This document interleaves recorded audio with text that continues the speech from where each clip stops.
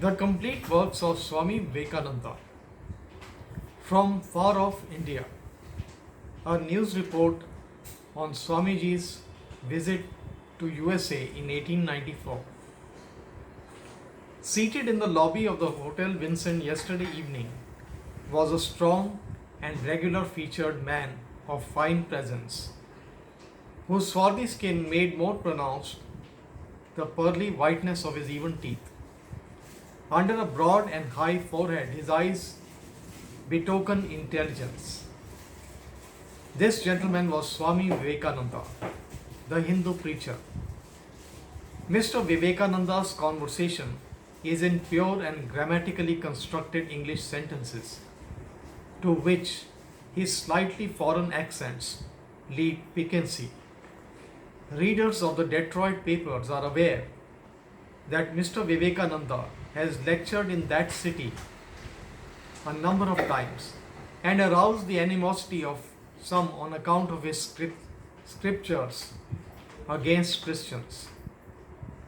The Courier Herald representative had a few moments of conversation with the learned Buddhist just before he left for the academy where he was to lecture.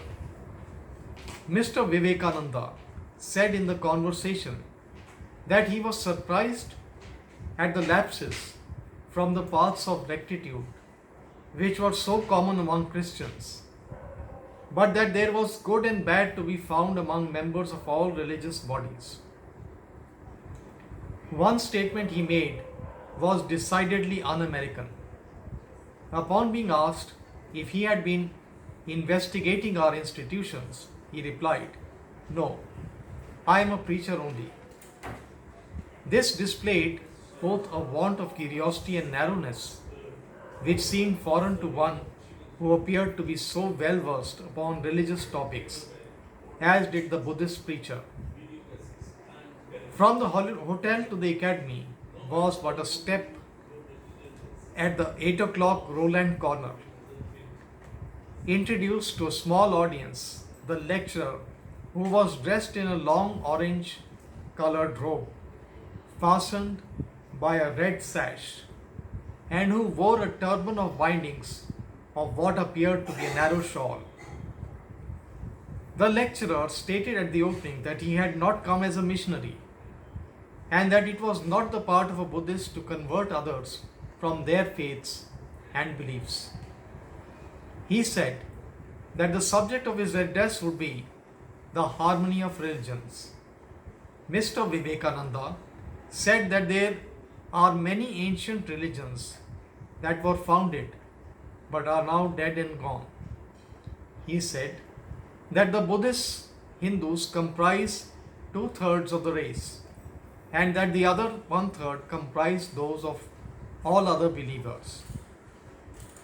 He said that the Buddhists have no place of future torment for men, in that they differ from the Christians, who will forgive a man for 5 minutes in this world and condemn him to everlasting punishment in the next. Buddha was the first to teach the universal brotherhood of man. It is a cardinal principle of the Buddhist faith today.